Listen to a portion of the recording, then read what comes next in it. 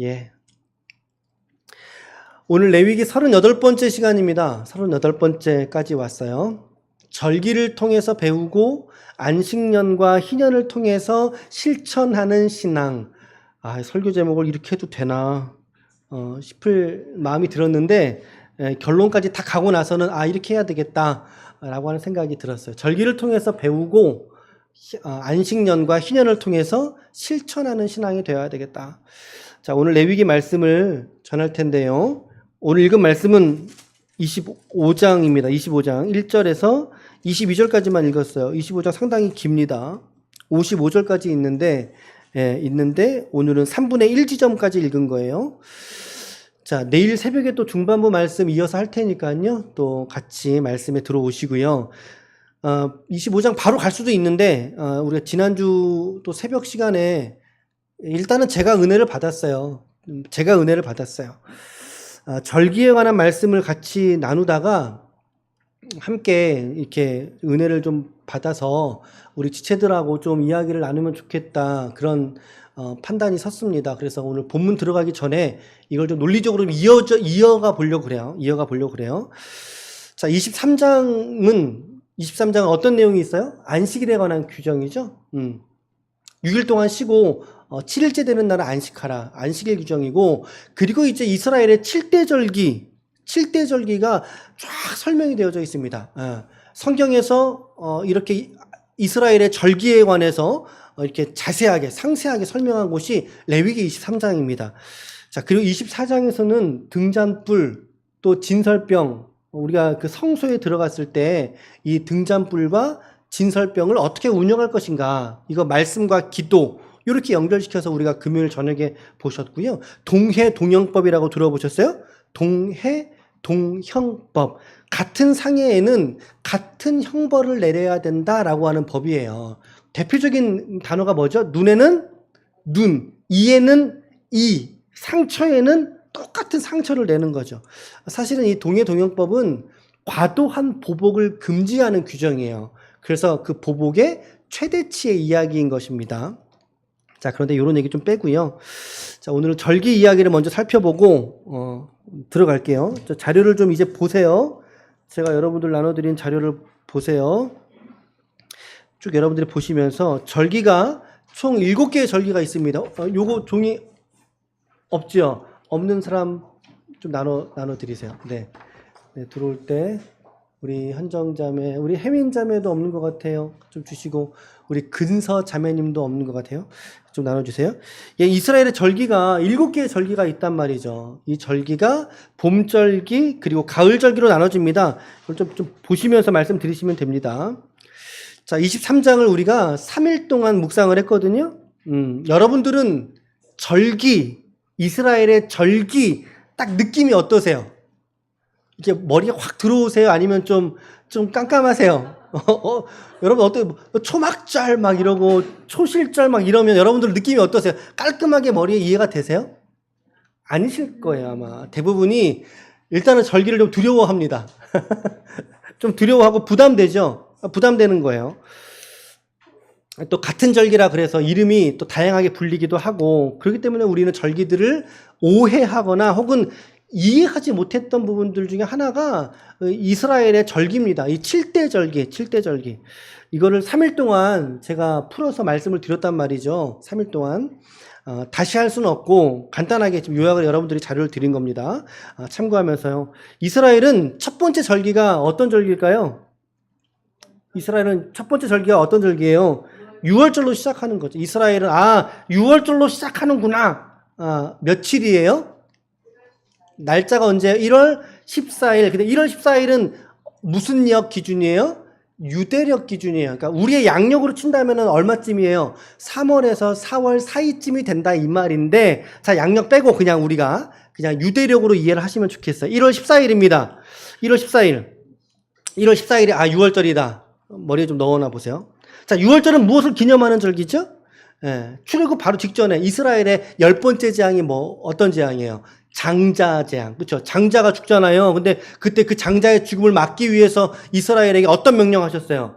문지방에다가 무엇을 바르라? 양의 피를 바르라는 거예요.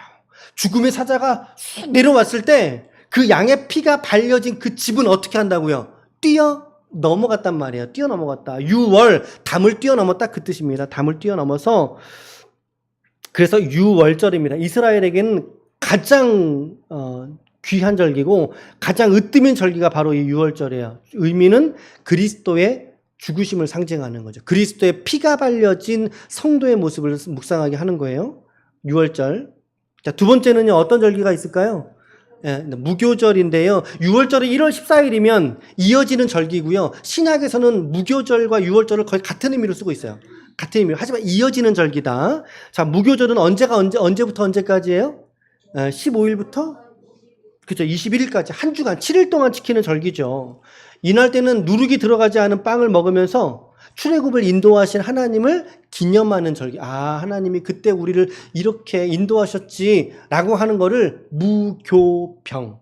누룩이 들어가지 않은 빵. 즉 변질되지 않은 마음, 순전한 마음을 가지고 하나님과 교제하는 절기죠. 그래서 그리스도와 교제하는 절기다. 이렇게 좀 정리해 볼 수는 있어요. 자, 이 절기가 이어져서 세 번째는 초실절인데요. 이게 무교절 기간에 지켜지는 절기예요. 다른 날짜에 있는 절기가 아니라 무교절 기간, 안식일 다음 날. 그래서 초실절은 1월 16일이 되는 겁니다. 하루짜리 절기죠. 하루짜리 절기. 자, 6월절도 며칠짜리 절기예요?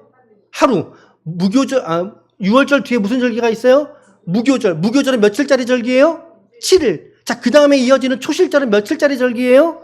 하루짜리 절기예요. 하루짜리. 자, 이제 넘어가 봅니다. 네 번째, 이 초실절로부터 안식일을 7번 지낸 그 다음날, 안식일이 7번 지냈으니까 안식일이 7일마다 돌아오잖아요. 7번 지냈으니까 7, 7에 49. 그 다음날이니까 며칠째가 되는 거예요? 50일째가 되는 거죠. 50일째. 유대력으로 이 날이 3월 6일이에요. 3월 6일 이 날을 77절이라고 지켰단 말이죠. 77절. 밀추수에 관련된 감사절기입니다. 밀추수에 관련된. 그래서 이날을 77절이라고 하고 맥추절이라고도 하고 그리고 오순절. 신약에 성령의 강림 사건이 바로 이 오순절 때 있었단 말이죠. 여기까지가 봄절기예요. 이 네 가지의 절기가. 몇 가지 이름이 어떤 거가 있어요. 시작. 유월절, 무교절, 초실절, 77절. 이 네 가지의 절기가 언제 있다고요? 봄에 1월에서 3월 사이에 있는 봄절기입니다. 자, 그리고 나서 3, 4개월 동안 절기가 없어요. 절기가 없고 자, 그리고 7월 1일로 넘어갑니다. 7월 1일 이제 가을절기를 보실 거예요. 가을절기. 자, 나팔절이라고 되어 있는데 나팔을 부는 절기예요. 단순해요. 어려워요? 아니, 단순해요. 한 해의 시작을 알리는 절기다. 빵파레를 불어서 아, 이스라엘은 한 해의 시작이 언제다? 7월 1일 날 시작이구나.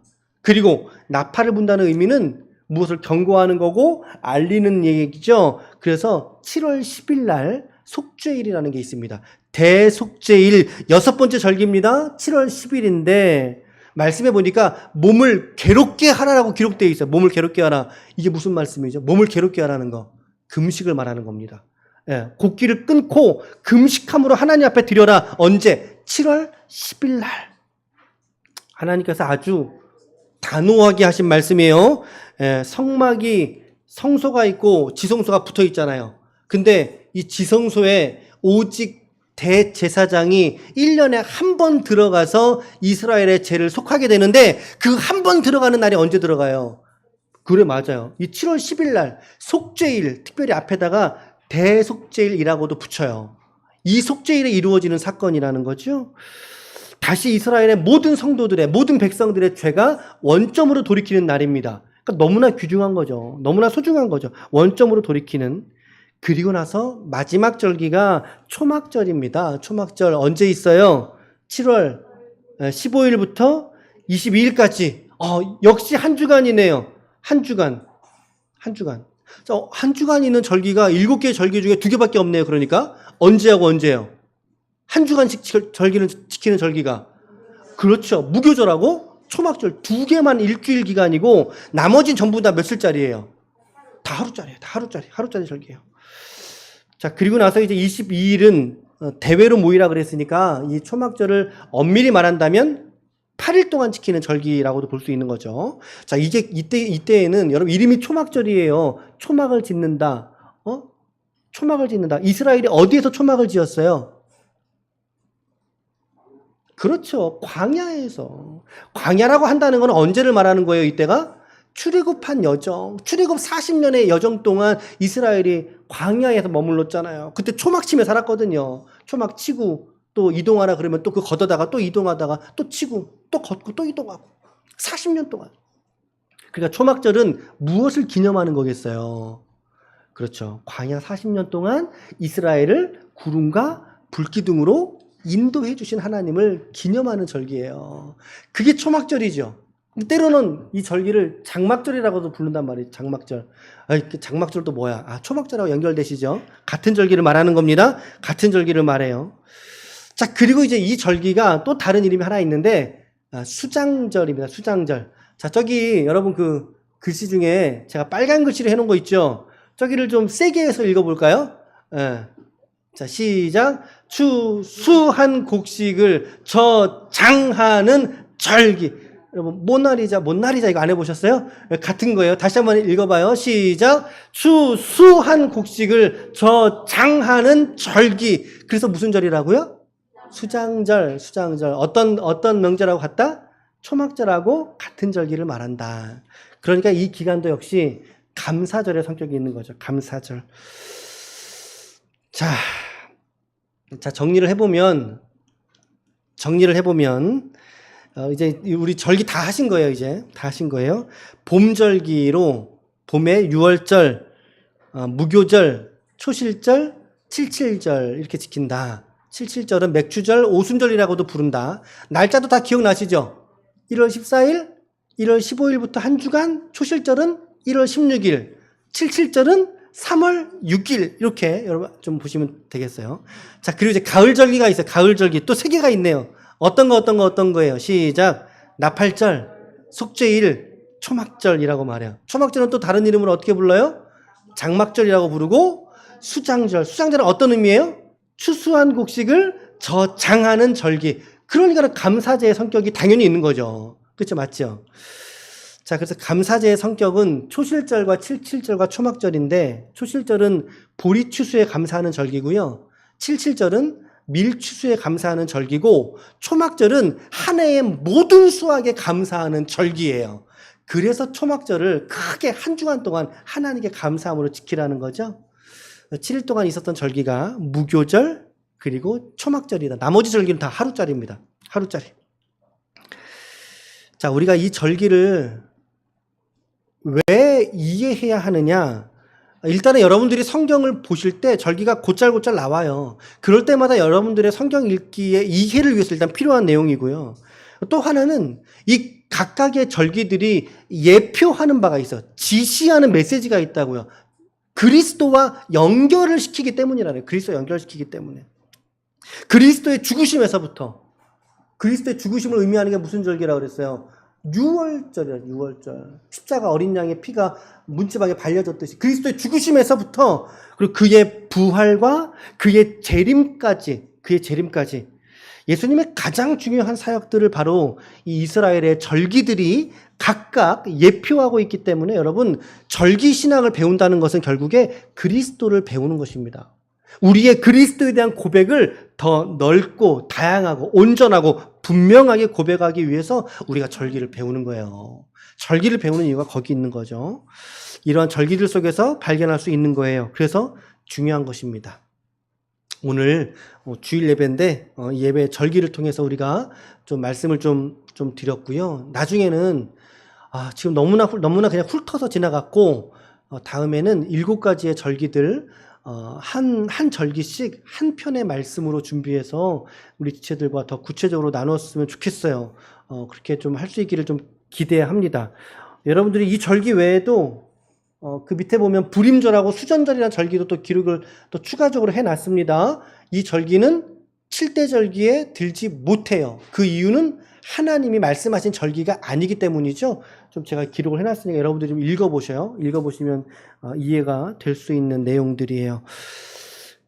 자, 절기를 우리가 이렇게 정리해 보면서 우리 모두가 하나님을 기념하고 기억하는 신앙이 되시기를 축복합니다. 예수 그리스도의 죽으심과 부활과 재림을 소망하고 오늘 주님을 향해서 우리의 시선을 둘 수 있는 그런 신앙이 되시기를 예수님의 이름으로 간절히 축원합니다. 아멘. 아유, 잘하셨어요. 힘드셨죠? 절기 마쳤습니다. 요것들 가져가셔서 암기해 놓으시고 또 참고하시면 여러분 성경 읽기에 도움이 될 거예요. 자, 이어지는 24장은 넘어가겠습니다. 넘어가고 지난주 금요일 날 저녁에 설교했으니 넘어가고 오늘 본문 이제 본문 들어올게요. 25장 크게 두 가지 말하고 있어요. 우리가 오늘 1절부터 22절 읽었잖아요. 먼저는 7절까지가 안식년 규정에 관한 말씀이에요. 오늘 말씀이 안식년 규정. 그리고 8절부터 22절까지가 신년에 관련된 규정이에요. 야, 이거 안식년은 뭐고 신년이 뭐냐? 여러분들이 어쩌면 한 번씩 들어봄직한 말씀이기도 하고 또 우리 설교자들이 뭐 이게 신년의 해를 선포하라 이러고 상당히 좀 도전적인 메시지가 있거든요. 그래서 여러분 자주 좀 들어보셨던 분들이 있을 수도 있어요. 자, 안식년을 먼저 설명하겠습니다. 자, 안식년은 어떤 절기입니까? 자, 먼저 안식일은 뭐죠? 안식일, 6일 동안 일하고 마지막 7일째는 쉬는 절기. 그러면 안식일이 그런 논리라면 안식년은 뭐겠어요? 그러면 그렇죠. 6년 동안 일하고 한 해는 밭을 쉬라는 거예요. 밭을 쉬어라. 일하지 말아라. 안식해라 그 말이죠. 그럼 안식일은 안식년은 안식일의 확장입니다. 맞죠? 확장의 개념이다. 자, 그러면 안식년은 어떻게 지키면 될까요? 오늘 말씀에 나와 있죠. 6년 동안 파종하고 포도원을 가꾸라는 거죠. 그리고 7년째에는 그 밭을 내비두라는 것입니다. 그 밭 내비둬라. 7년에 1년씩을 휴식하라. 아무 일도 하지 말아라. 논이든 밭이든 과수원이든 모두 쉬는 거예요. 자, 이 당시는 상업시대가 아니에요. 농경시대예요. 농경시대의 농업을 쉬면은 사람은 뭐 하겠어요? 역시 쉬는 게 되는 거죠. 사람도 쉬는 거예요. 같이 쉬는 거예요. 동물도 쉬는 거예요. 밭을 갈던 소도 쉬는 거예요. 노예도 쉬는 거예요. 1년 동안 모두가 다 쉬는 거예요. 그러니까 삶이 단순해지겠죠. 단순해지겠죠. 여러분, 이 안식년을 통해서 하나님이 원하신 것은 너희 그냥 이렇게 쉬어버려. 그게 아니라 너희의 단순해진 삶을 통해서 누구를 기억하라? 그렇죠. 예수님을, 그래요. 신약적인 용어로 이 문맥에서는 하나님을. 너희를 이토록 6년 동안 이끌어주신 그 하나님을 1년 동안 너희가 온전한 마음으로 절기를 지키면서 1년 쉰다고 절기 지키겠어요? 안 지키겠어요? 당연히 지키겠죠. 이 절기를 너희가 지키면서 하나님 앞에 하나님을 더 가까이 나아오라. 그런 의미 아니겠어요? 안식년의 의미가. 삶이 단순해지겠죠. 그리고 아픈 사람은 이 쉼을 통해서 회복될 거예요. 몸이 건강해지겠죠. 그렇죠? 땅도 회복되고 사람도 회복되고 동물도 회복되는 거. 이게 안식년이에요. 그래서 지금도 이스라엘은요. 검색을 제가 가보질 않아서 잘 몰랐는데 검색을 해보니 특별히 이렇게 대학가들이나 또 이제 유대인들 사이에 지금도 이 절기들을 지킨다 그래요. 지키려고 노력을 한다 그래요. 근데 우리 주변에도 보면 이런 이야기 여러분들 곧잘 들으셨을 텐데 들어보셨어요? 우리 목사님 올해 안식년 들어가셨어요. 이런 표현들 못 들어보셨어요 혹시? 교회에서 이런 안식년 제도를 도입하는 교회들이 있어요. 6년 동안 전임으로 6년 동안 사역한 목사님들에게 1년 동안 쉼을 드리는 안식년 제도를 교회에 적용한 교회들이 있어요.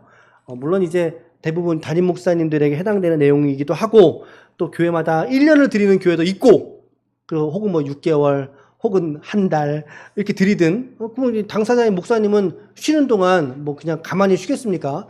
연구를 하든 또 혹은 여행을 가시든 미진한 학업을 하시든 이렇게 해서 회복하시는 기간을 드리는 거예요. 목사님들에게도 우리 옆에 교제하는 우리 성문교회 같은 교회도 안식년을 하셨더라고요. 말씀을 교제하다 보니까 교회마다 상황에 따라 적용하는 교회도 있고 또 혹은 없는 교회도 있지만 어찌됐든 이 안식년의 중요한 원칙은 뭐예요? 일정 기간 동안 쉬게 한다. 이거예요. 일을 시키지 않고 쉬게 한다. 특징은 노동 금지라는 거죠. 그러니까 노동을 금지하는 거. 열매 거두지 말라는 거예요. 열매도 내비두라. 그러면서 6절과 7절 같이 읽어보겠습니다. 이 말씀이군요. 자, 6절과 7절 시작. 안식년의 소출은 너희가 먹을 것이니 너와 네 남종과 네 여종과 네 품꾼과 너와 함께 거류하는 자들과 네 가축과 네 땅에 있는 들짐승들이 다 그 소출로 먹을지니라. 아멘. 예, 모두가 다 같은 출발선에 서는 것입니다. 유대인들만이 아니라 그들의 소유였던 남종, 여종, 품꾼, 나그네 할 것 없이 동일하게 이 소산을 함께 먹고 함께 누리라는 거예요. 함께 누리라는 거예요. 사람만이 아니라 가축만이 아니라 심지어 길에 다니는 길고양이, 길짐승까지 모두가 다 이 소출을 먹고 회복하라는 거예요. 회복하라는 거예요. 모두가 다 같이 먹고, 모두가 다 같이 누리고, 모두가 다 같이 회복되라는 거죠. 그런 시대를 살아내라. 이게 안식년의 메시지예요. 나누라는 거예요. 연약한 자들에게 고아와 과부와 객을 위해 더더욱 나눠야 되지 않겠어요? 그러므로 이 안식년의 메시지는 쉼, 나눔, 그리고 회복인 것입니다. 이 안식년의 메시지는 쉼, 나눔, 그리고 회복인 것입니다. 그렇죠? 자, 이걸 좀 기억해 두셨다가, 자, 안식년은 이렇고, 그럼 이제 우리 오늘 본문에 뭐가 나와요? 희년이 등장합니다. 희년. 자, 그럼 희년은 뭘까요, 여러분? 희년. 여러분들이 읽으셔서 아시겠지만, 안식년을 7번 반복한 그 다음 해를 희년이라고 불러요. 자, 안식년이 몇 년마다 돌아온다고 그랬어요? 안식 7년마다 돌아와요. 근데 이거를 7번을 해요. 그럼 몇 년이 되는 거예요? 49년 되죠. 49년인데 그 다음에 1년이니까 몇 년째 한 거예요, 이게. 그렇죠. 몇 년마다 돌아온다고요? 50년마다 돌아오는 거예요. 그러니까 100년에 2번, 50년에 한 번씩. 자, 이때가 희년이라고 부르시는데 하나님이 말씀하셨는데 안식의 해라고 말합니다. 안식의 해. 자, 말씀을 같이 읽습니다. 8절부터 11절까지. 8절부터 11절까지 시작. 너는 7 안식년을 계수할지니 이는 7년이 7번인즉 안식년 7번 동안 곧 49년이라. 7째 달 열흘날은 속죄일이니 잠깐만. 여기 7째 달 열흘은 몇 월 며칠이에요? 7월 10일. 자, 7월 10일은 무슨 날이에요? 그렇죠. 연결되시죠? 네. 대속죄일을 말하는 겁니다. 그 속죄일입니다. 시작. 속죄일이니 너는 뿔나팔 소리를 내되 전국에서 뿔나팔을 크게 불지며 너는 50년째 해를 거룩하게 하여 그 땅에 있는 모든 주민을 위하여 자유를 공포하라. 이 해는 너희에게 희년이니 너희는 각각 자기의 소유지로 돌아가며 각각 자기의 가족에게로 돌아갈지며 그 50년째 해는 너희의 희년이니 너희는 파종하지 말며 스스로 난 것을 거두지 말며 거두지 아니한 포도를 거두지 말라. 아멘.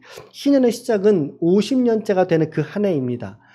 우리 9절 말씀에서 보듯이 7째 달 열흘날 7월 10일 속죄일에 나팔을 크게 불라는 온 민족의 땅에 나팔을 크게 불어서 자, 이제부터 1년 동안은 희년이니라 라고 하는 걸 선포하라는 거죠. 희년이다. 이 희년의 특징이 앞서서 우리가 살폈던 안식년하고 상당히 유사한 점이 있어요. 유사한 점이 있는데 차이점도 있어요. 차이점이 있어요. 그 차이점이 뭔지 아세요? 그게 뭘까요? 모든 것이 각자 원래의 위치와 자리와 주인에게로 돌아간다는 것입니다. 돌아가 버린다는 거예요. 13절 보세요. 13절 시작. 이 희년에는 너희가 각각 소유지로 돌아갈지니라. 세번역에서는 어떻게 했냐면 분배받은 땅으로 돌아가야 된다. 유산으로 분배받은 땅으로 돌아가라는 거예요. 다시 모든 걸 원위치시키라라고 하는 것입니다. 심지어 남에게 땅을 팔았어요? 그 땅도 50년 희년이 되면 어떻게 돼요? 돌아온다는 거, 내 땅이 된다는 거예요. 내가 누군가의 종으로 들어갔어요? 그 50년째가 됐어요. 어떻게 돼요? 다시 그 종의 신분에서 자유함으로 풀리게 된다는 거예요. 노예들도 해방되는 거예요. 땅에 어떤 채무를 가졌어요? 그 채무 관계 역시도 모두가 다 다시 원위치로 돌아간다는 거죠. 기업 물을 자에게로 땅도 돌아가고 다 돌아가요. 그래서 희년의 메시지는 아까 뭐라 그랬어요? 자유케 하라. 해방하라. 해방. 자유. 자유의 선포가 희년의 핵심적인 메시지인 거죠. 그런지 얼마나 은혜 받기가 좋아요. 그래서 우리 목사님들이 이 신년의 말씀을 얼마나 많이 말씀하시는지, 자유의 선포, 매이기 이전의 상태로 돌아가는 것. 자, 그러면 이 신년이 가까울수록 땅값이 싸겠어요? 비싸겠어요? 땅값이 싸지겠어요? 비싸지겠어요? 신년이 가까워 모든 게 다시 주인으로 돌아가니까 당연히 싸지죠. 땅값은 싸지는 거예요. 그리고 신년에서 멀수록 땅값은 올라가게 되는 거죠. 뭐 당연한 논리고요. 그래서 이 신년의 가장 중요한 메시지는 영원한 내 것이 없다는 걸 고백하는 것입니다. 신년의 메시지는 영원한 내 것이 없다. 아까 안식년의 메시지 뭐라 그랬어요? 세 가지. 시작. 쉼. 그렇죠. 그리고 회복. 그렇죠. 쉼, 나눔, 회복. 세 가지. 안식년의 메시지. 그런데 신년의 메시지는 뭐라고요? 모든 것이 내 것인 것이 없다. 온전히 내 것인 것이 없다. 완전한 자유와 해방이 하나님이 나에게 주셨다. 라고 하는 거죠. 모든 것이 하나님 것이다. 라고 하는 걸 삶에서 구체적으로 실천하는 행위가 신년의 메시지인 거야. 왜? 내가 그동안 40년 동안 내 땅으로 알고 살았던 이 땅 알고 봤더니 다 하나님 땅이거든요. 신년 때 다 나눠줘야 되고 다 다시 원위치로 돌아가거든요. 여러분 이것은요. 사실은 자본주의 국가에서는 있을 수 없는 규정이죠. 오직 신정 국가에서만 가능한 논리예요. 그래서 이제 이 신년의 원리를 좀 악용한 사례가 있죠. 공산주의죠. 공산주의에서 이 신년의 원리를 가지고 모든 부를 재분배해야 된다라고 하는 논리로 이용하기도 합니다. 자, 좀 다른 얘기고. 자, 어쨌든 더 가진 자가 이제는 없는 자에게 나눔을 펼치는, 그리고 다시 원위치로 되돌려준다는 것을 인식하고, 내 것이 없다. 라고 하는 것을 인식하고 살게 하는 것이 바로 신년이고 자유의 선포인 것입니다. 해방의 선포인 것입니다. 예수님 뭐라고 말씀하셨어요? 예수님이 이 땅에 오신 목적이 뭐예요, 여러분? 예수님이 이 땅에 오신 목적, 주님이 분명하게 이렇게 말씀하셨어요. 자, 우리 같이 이 말씀 같이 함께 우리 큰 목소리로 우리 2절인데요. 같이 함께 읽을게요. 시작. 주의 성령이 내게 임하셨으니 이는 가난한 자에게 복음을 전하게 하시려고 내게 기름을 부으시고 나를 보내사 포로된 자에게 자유를, 눈먼 자에게 다시 보게 함을 전파하며 눌린 자를 자유롭게 하고 주의 은혜의 해를 전파하게 하려 하심이라. 아멘, 아멘. 신년에 대한 또 다른 성경의 용어가 은혜의 해라고 하는 표현이에요. 라고 하는 저런 표현을 쓰기도 했어요. 근데 저 표현은 오늘 주님이 말씀하시는 겁니다. 주님께서 이 땅 가운데 오신 목적이 무엇입니까, 여러분? 주님이 이 땅 가운데 오신 목적이 뭐예요? 참된 희년의 정신을 선포하기 위하여. 참된 희년. 참된 희년은 무엇을 말할까요? 해방이에요, 해방. 참된 해방은 무엇에서의 해방을 말할까요? 우리를 얽어매고 있고 우리를 죽음으로 끌고 가고 있던 죄로부터의 해방을 말하는 거죠. 너무나 할렐루야. 너무나 할렐루야. 이 목적은 바로 우리를 죄에서 해방하시는 예수 그리스도의 대속의 사역을 말씀하고 있다는 것입니다. 우리로 하여금 원래 있던 하나님의 백성으로서의 우리의 위치를 돌이키시기 위해서, 돌려놓기 위해서 예수님이 이 땅 가운데 오셨다라는 거예요.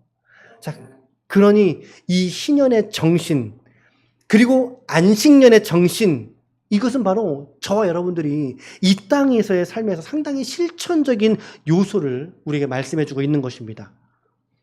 신년을 지킨다는 것. 여러분 어떠세요? 어떻게 느껴요? 신년을 지킨다는, 여러분들은 가슴이 어떻게, 너무나 기쁨으로 신년 나 지켜야지. 여러분 막 그러세요? 나 너무나 기쁘게, 그래, 나 얼렁이 가지고 있던 땅인데 저거 지난번에 쟤한테 샀어. 다시 돌려줘야지. 나 너무 빨리 돌려주고 싶어. 여러분 그러세요?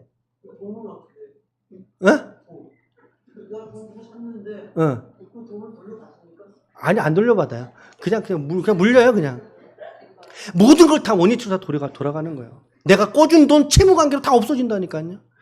어려워도 너무나 어려운 명령이죠. 이 명령이 사실은, 자, 여러분들이라면 이 명령을 어떻게 우리가 지킬 수 있겠어요?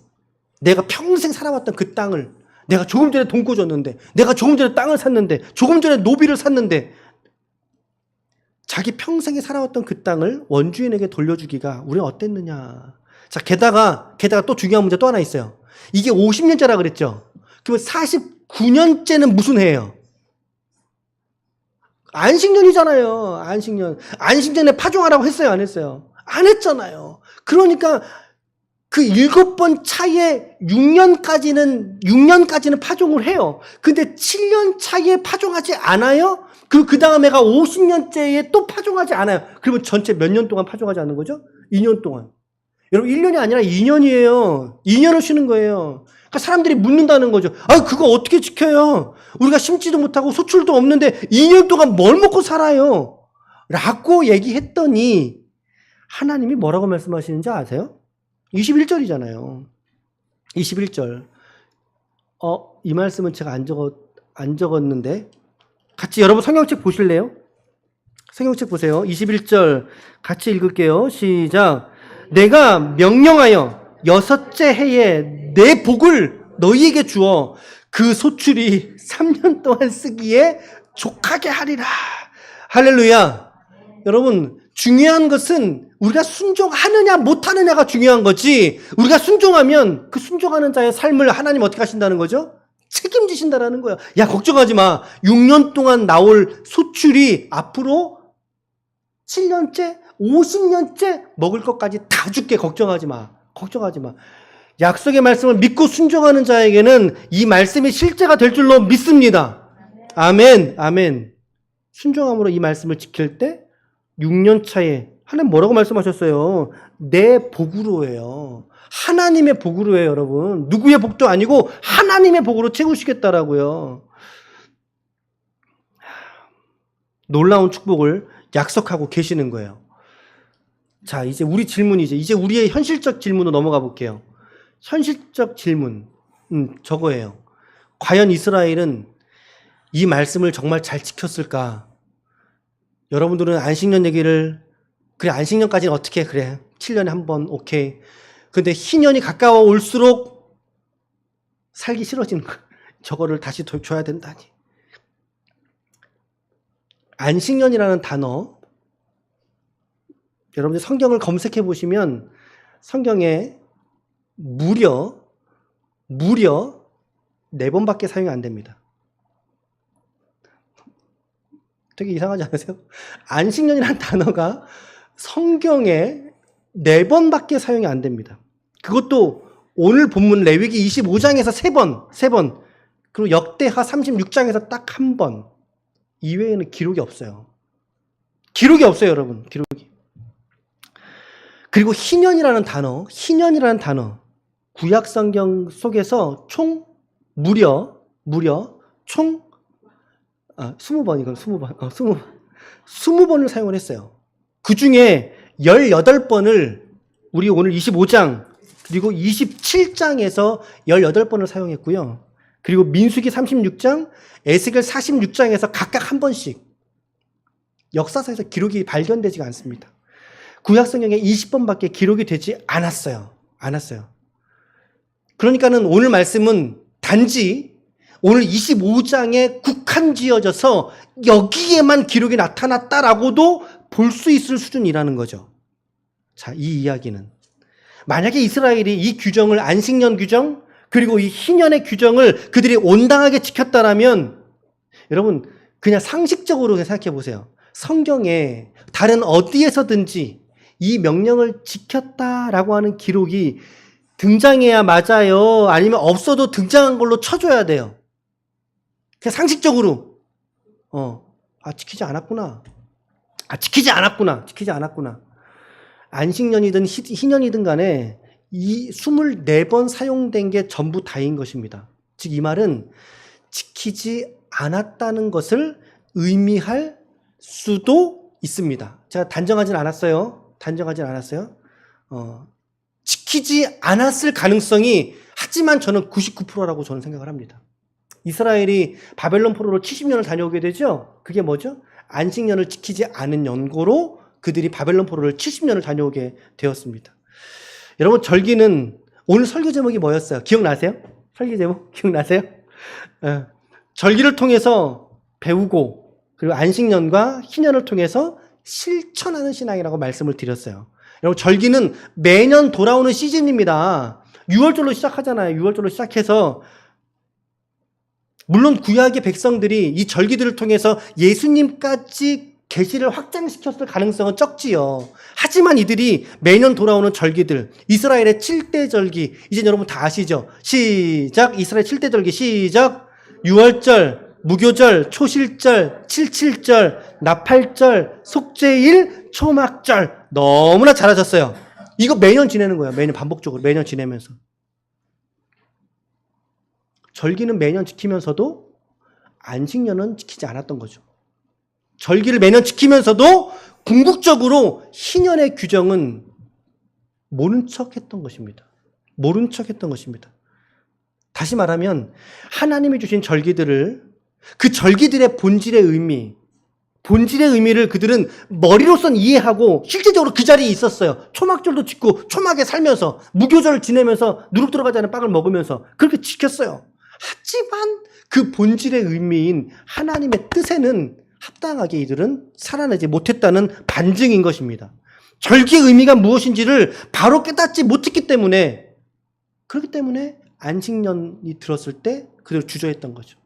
결국에 희년이 들었을 때 그들은 이거 어떻게 해 이거를 내가 50년 동안 내 땅인데 이거 어떻게 왜 널 줘 이거를 결국에 배우긴 배웠어요. 절기들을 통해서 어떻게 제사를 드렸는가 어떻게 드리는 것이 절기의 모습인가 배웠어요. 암기해서 알고 있었다고요. 깨달았어요. 그런데 그것을 궁극적으로 점검하고 확증해야 될 안식년과 그리고 희년이 되었을 때 결국에 이 문제는 뭐죠? 내 이익과 관련된 거예요. 맞죠? 내 이익과 관련된 하나님의 말씀에는 이스라엘이 순종하지 않았다라고 하는 것입니다. 순종하지 못했다라고 하는 것입니다. 자기 이익을 선택하고 말았다라고 하는 것입니다. 자, 지금 이 본문의 설교는 제가 그냥 솔직히 말씀드립니다. 좌파 설교입니다. 무슨 말씀인지 아시죠? 진보적인 말씀을 드리는 거예요.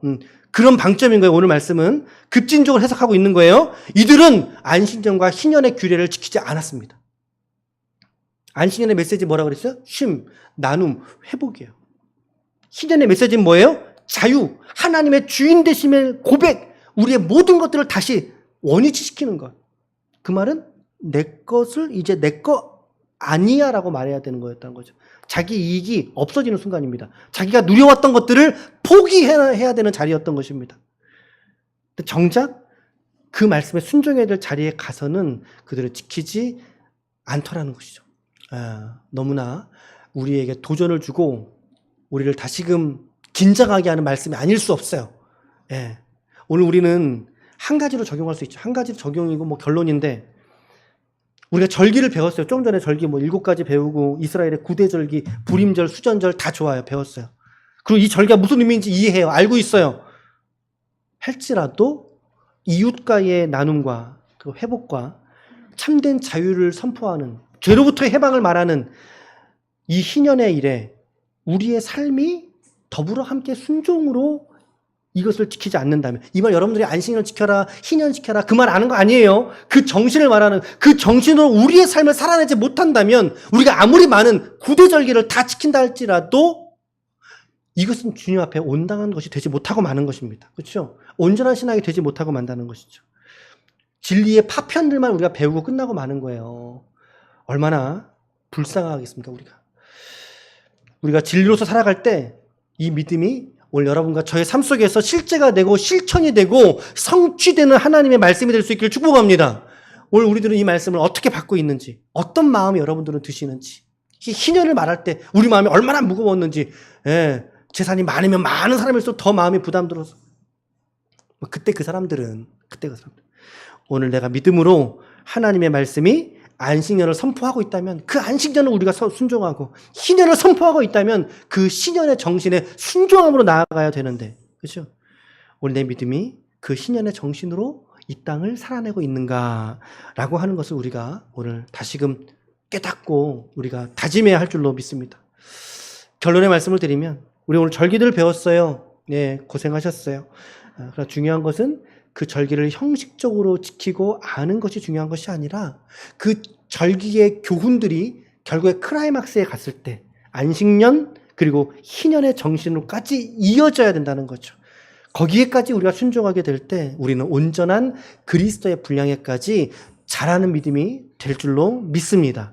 예수님처럼 희년을 선포하고 그 희년을 살아내는 믿음이 되시기를 축복합니다. 아멘. 아무쪼록 우리 모두가 오늘 주신 말씀도 참 귀하죠. 예, 이번 한 주간 계속 고민했어요. 주일날 이 안식년 희년 본문인데 어떻게 설교를 해야 될까? 어떻게 설교해야 될까? 어떤 말씀을 주실까? 예, 하나님께서 오늘 우리에게도 말씀을 주신 줄로 믿습니다. 안식년과 희년의 정신을 다시금 우리가 마음속에 깨우치고 또 받아들이고 순종하셔서 그 정신을 실천할 수 있는, 실천하심으로 여러분들의 삶의 일상과 현장에서 하나님의 이름의 영광이 되시는 거룩한 종들이 우리 모두가 다 되시기를 예수님의 이름으로 간절히 축원합니다. 축원합니다. 아멘. 아멘. 우리 같이 이 시간에